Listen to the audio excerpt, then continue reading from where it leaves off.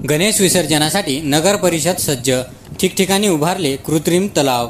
मागील 10 दिवसांपासून विराजमान विघ्नहर्ता श्री गणपती बाप्पांना 6 सप्टेंबर रोजी निरोप दिला जाणार असून त्यासाठी कारंजा येथील नगर परिषद प्रशासन सज्ज झाले आहे। त्या अनुषंगाने गणेश विसर्जनासाठी वेगवेगळ्या 3 ठिकाणी कृत्रिम तलावांची निर्मिती करण्यात आल्याची माहिती मुख्याधिकारी महेश वाघमोडे यांनी दिली आहे। अनंत चतुर्दशीच्या दिवशी घरोघरी विराजमान झालेले बाप्पा व सार्वजनिक मंडळांच्या प्रतिष्ठापना केलेल्या गणेश मूर्तींचे वाजत गाजत विसर्जन केले जाते। इंझोरी गावाजवळचे अडाण धरण, तुळजापूर येथील तलाव आणि बिलखेडा जवळच्या ड्रीमलँड सिटीमधील विहिरीच्या पाण्यात दरवर्षी गणेश मूर्ती विसर्जित केल्या जातात। मात्र यावर्षी नगर परिषदेने 6 फूट उंचीपर्यंतच्या बाप्पांच्या मूर्त्या विसर्जित करण्यासाठी कृत्रिम तलाव तयार केलेले आहेत। कारंजा येथील झाशीराणी चौक बायपास, ड्रीमलँड सिटीमधील विहीर आणि तुळजापूर धरण या ठिकाणी हे कृत्रिम तलाव तैनात असणार आहे।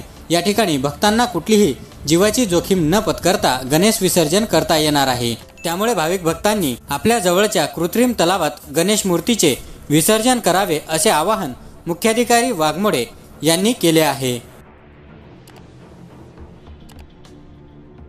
आज कारंजा नगर परिषद मार्फत गणेश विसर्जनानिमित्त नगर परिषद मार्फत 3 ठिकाणी कृत्रिम तलाव तयार करण्यात आले, जेणेकरून जे आपण गणेशाचे विसर्जन करताना जे नॅचरल सोर्सेस आहेत, अडाण धरण असेल किंवा इतर विहिरी असतील, या पाण्याच्या स्रोतांमध्ये जर गणपतीचे विसर्जन केले तर ते स्रोत पोल्यूट होऊ शकतात आणि तेच अडाण धरणाचं पाणी किंवा विहिरीचं पाणी हेच कारंजा शहरातील लोक पिण्यासाठी वापरतात। तरी सर्व कारंजा शहरातील नागरिकांना विनंती करण्यात येत आहे की सदर गणपतीचे विसर्जन करताना आपण कृत्रिम तलावातच करावं आणि जे निर्मल्य असेल ते जे निर्मल्य कलश ठेवले आहे त्या निर्मल्य कलशामध्येच निर्मल्याचं विसर्जन करावे आणि नगरपालिकेला सहकार्य करावे, अशी नगरपालिकेतर्फे आम्ही मुख्याधिकारी म्हणून मी विनंती करतो।